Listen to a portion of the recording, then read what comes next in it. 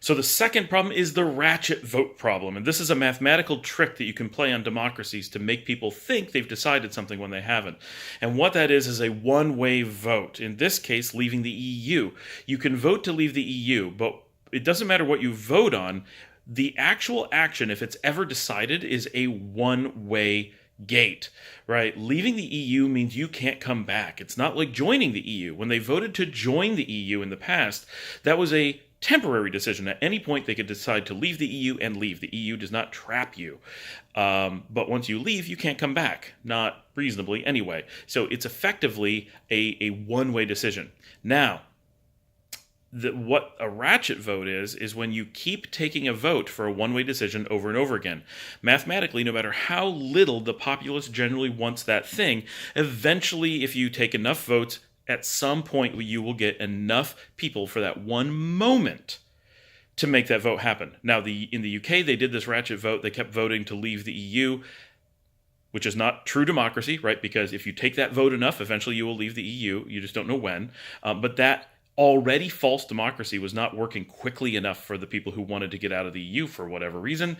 And so they did this trickery with the tuna salad thing to convince people to do it way faster, because it may have taken decades or hundreds of years for the vote to eventually have hit it through normal mathematical processes. Now, this is something we don't normally do. When we take a vote for president, say in the United States, every 4 years we get to pick either the same one for the certain number of times you're allowed to have them, or another one. It's simply making a new choice every 4 years. At no point does the choice negate the ability to do something else in the future.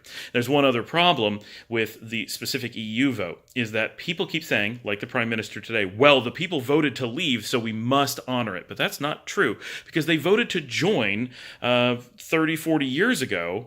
Why aren't we saying we have to honor that we can never leave? Now that they voted to leave, supposedly they didn't actually vote to leave. They voted for tuna salad, and it was a falsehood. Now that they've done that, when people say they want another vote to see if that's still the thing, now they're saying that democratically we can't have another vote. We'll not be honoring the democracy because we already took a vote and it said to leave. But that's completely ignoring that they've taken multiple votes in the past and they were all to stay.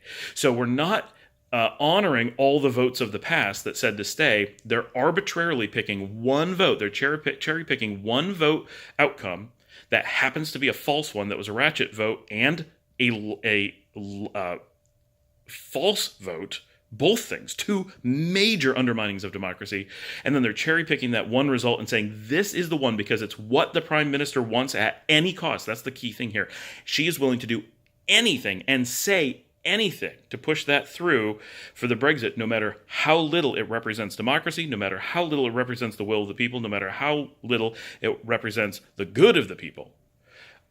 There's all this setup. So the ratchet vote, the falsehoods about the vote, the tuna salad problem, all those things come together, and that's significant. So that's what a ratchet vote is.